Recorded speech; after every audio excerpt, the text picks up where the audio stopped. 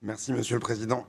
Cette délibération prévoit la création de 66 places supplémentaires pour des enfants confiés à l'ASE au sein de logements de fonction de collège et de leur dépendance. Le groupe écologiste salue et soutient ces créations de places supplémentaires qui s'inscrivent dans les 172 supplémentaires que vous avez annoncé déployés d'ici fin septembre. C'est pourquoi nous voterons pour cette délibération. Pour autant, ces créations de places restent insuffisantes, pas à la hauteur des besoins.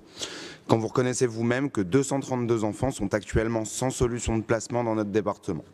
Et c'est sans compter les trop nombreux enfants pour lesquels les placements ne sont pas pérennes.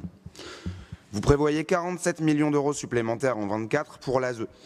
Mais au final, on constate que seulement 16 millions d'euros relèvent vraiment d'une politique volontariste, le reste étant, lui, lié au rattrapage du Ségur pour les associations partenaires et l'application d'obligations légales.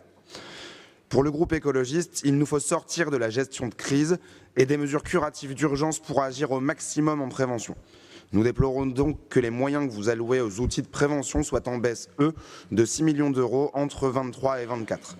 Plus globalement, les baisses de subventions aux associations partenaires depuis plusieurs années maintenant ont mis à mal le maillage social de proximité des acteurs de la prévention. Nous dénonçons également votre nouvelle consigne demandée aux agents du département de ne plus apporter d'aide d'urgence telle que l'allocation mensuelle d'aide sociale à l'enfance, AMAS, aux foyers allocataires du RSA qui se seraient vus suspendre leur allocation RSA. Sortir de la gestion de crise suppose aussi de revenir sur la réorganisation de la DG Solidarité qui a complexifié la chaîne hiérarchique et promeut une logique dite de silo au détriment de la transversalité et de l'approche globale du travail social sur le terrain. Cela suppose aussi de repartir des 122 propositions de la mission d'information et d'évaluation relative à la politique départementale de l'enfance faite en 2020. Enfin, s'agissant de l'aide sociale à l'enfance, comment ne pas évoquer à nouveau la situation dramatique des mineurs non accompagnés en recours de minorité à Lille, qui dorment toujours à la rue, faute de prise en charge par le département.